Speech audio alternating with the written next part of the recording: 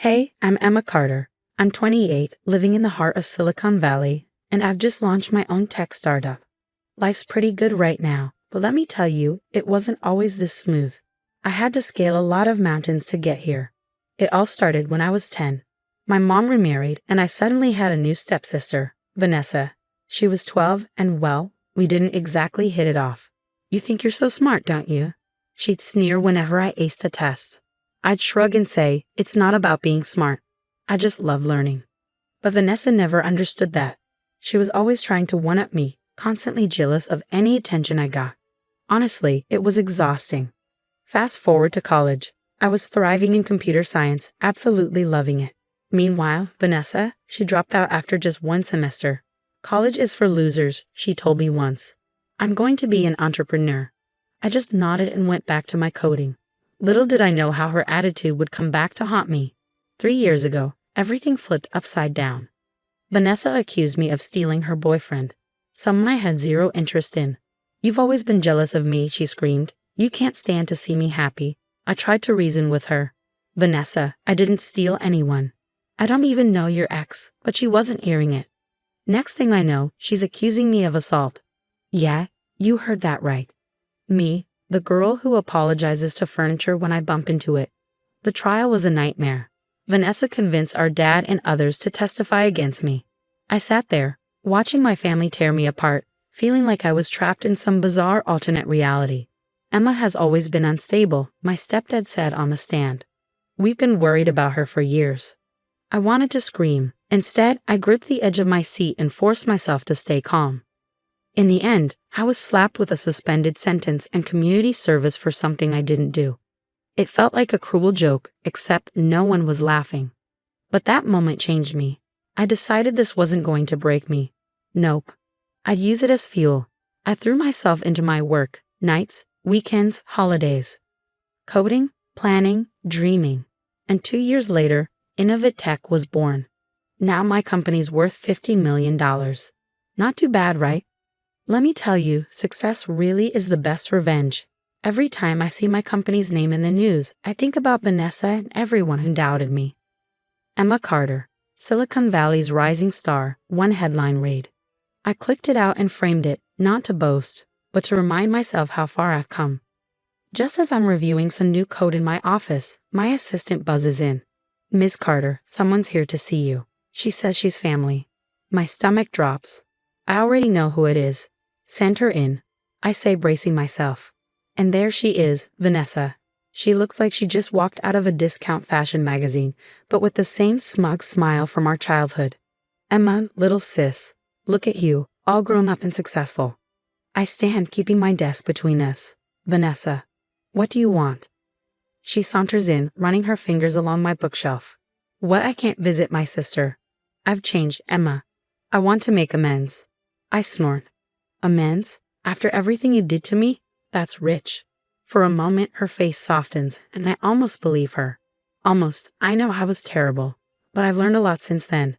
I've even got business experience now. "Really?" I raise an eyebrow. "And what kind of business experience would that be?" Her eyes light up.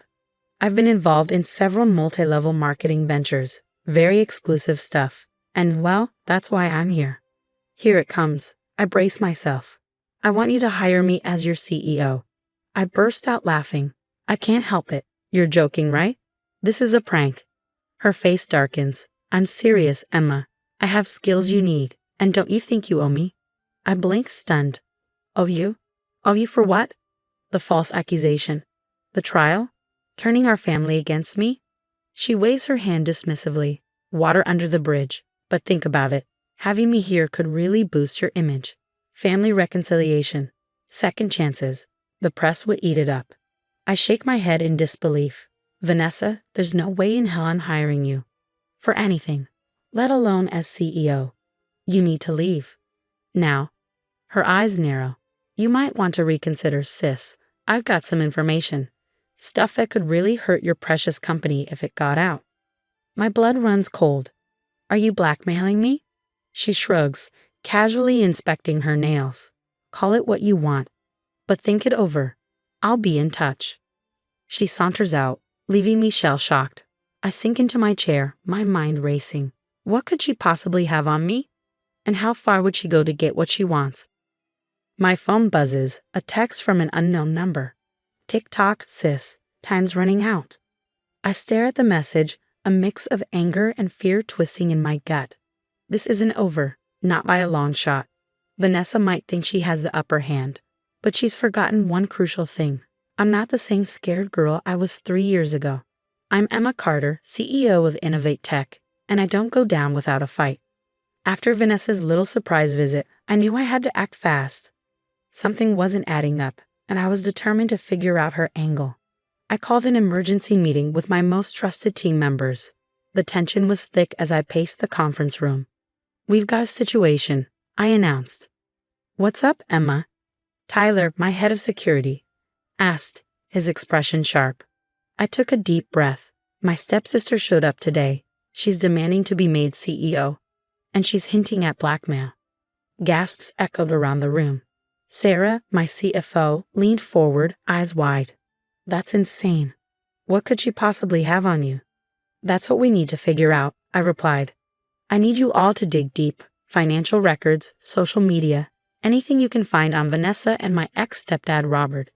There has to be a reason they're targeting us now." For the next few days, we worked nonstop. Coffee became my best friend, fueling my determination as we sifted through piles of information. Then, late one night, Tyler burst into my office, a stack of papers in hand. "Emma, you're going to want to see this," he said, dropping the documents on my desk. As I flipped through the pages, my jaw dropped. "Holy," I muttered. Turns out Vanessa wasn't just dabbling in multi-level marketing. She was neck-deep in a massive pyramid scheme, millions in debt.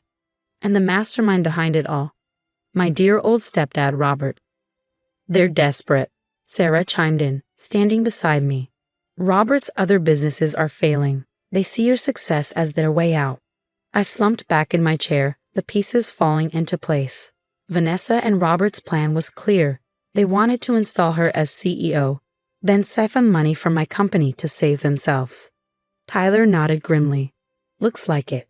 But we've got them, Emma. All the evidence is right here." I stood, a fire burning in my chest. "Set up a meeting with Vanessa. It's time to end this." The next day, Vanessa swaggered into my office, her smile dripping with fake confidence. She was clearly expecting some kind of victory. "Ready to accept my generous offer, sis?" she asked, settling into a chair across from me. I leaned back, keeping my expression calm. "Before we get to that, I thought we could have a little chat. Clear the air, you know." Her smile faltered for just a second. "Of course. What do you want to talk about?" "Oh, you know," I said casually, "life, business, that massive pyramid scheme you're involved in." The color drained from her face. "I don't know what you're talking about." I slid a folder across the desk. "Really? Because I've got a lot of evidence that says otherwise. You, Robert, the millions in debt. It's all here." Vanessa snatched up the folder, frantically flipping through it.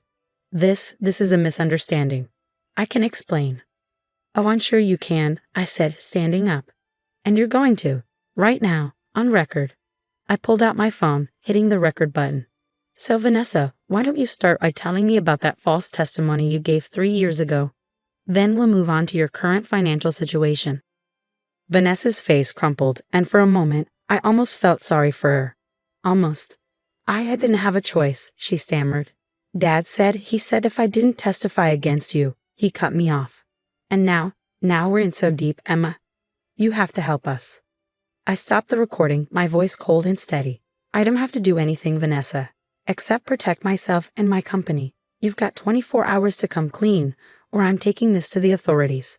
As I watched her rush out, tears streaming down her face, a weight lifted off my shoulders. The truth was finally out, but something told me this was far from over. The next morning, I called an emergency board meeting. Standing at the head of the table, I could feel the tension in the room. "I know you've all been concerned about recent events," I began, my voice steady. "Today, I'm going to lay everything out for you." For the next hour, I detailed it all: Vanessa's demands, Robert's involvement, the pyramid scheme. When I finished, the room was dead silent. Finally, our chief legal counsel spoke up. "Emma, well, it's a lot, but you've handled it brilliantly. We're behind you 100%. Relief washed over me. I'd worried they might see this as a liability, but instead, they saw it as proof of my leadership. Just then, my assistant buzzed in. "Miss Carter, Vanessa is here. She's demanding to see you." I looked at the board. "Well, let's end this once and for all." Vanessa burst in, her eyes wild. "Emma, have you thought about my offer?" "I really think." I cut her off. "Vanessa, meet our board of directors. I've just finished telling them everything." She froze, looking around the room like a cornered animal. You can't do this. We're family." "Family doesn't blackmail each other," I said firmly. "It's over, Vanessa. Go home." As security escorted her out, I felt a mixture of sadness and relief, but I knew I had one more thing to do. That night, I called my mom.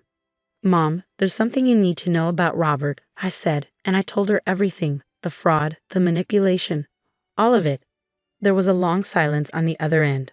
"Oh, Emma," she finally said, her voice cracking. "I'm so sorry. I should have believed you." "It's okay, Mom," I replied, feeling a lump rise in my throat. "It's not your fault." The next few weeks were a whirlwind. I didn't press charges against Vanessa or Robert, but I made sure the evidence found its way to the right people. The SEC launched an investigation into Robert's businesses, and Vanessa's creditors came knocking. I watched from a distance as their world crumbled. Robert was charged with multiple counts of financial fraud. Vanessa declared bankruptcy, her dreams of easy money turning to dust. Meanwhile, Innovative Tech was thriving. Our stock was soaring, and we were making headlines for all the right reasons.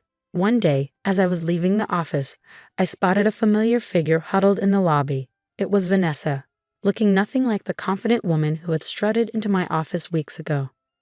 "Emma, please," she begged as I approached. "I've lost everything. I need your help." I looked at her, really looked at her, for the first time in years. I saw the scared, jealous girl she'd always been, and I felt nothing. "I'm sorry, Vanessa," I said, and I meant it. "But you're not a part of my life anymore. I wish you the best, but I can't help you." As I walked away, I felt a chapter of my life closing. The weight of the past, the pain of betrayal, it all fell away. I was free. That night, standing in my office and looking out over the San Francisco skyline, I thought about everything I'd been through, the false accusations, the trial, the hard work, the betrayals. It had all led me here. A smile crept across my face. I was Emma Carter, CEO of Innovative Tech, survivor of toxicity and architect of my own destiny. And my story? It was just beginning. Now I have a question for you. If you were in my shoes, would you have helped Vanessa in the end, despite everything she did?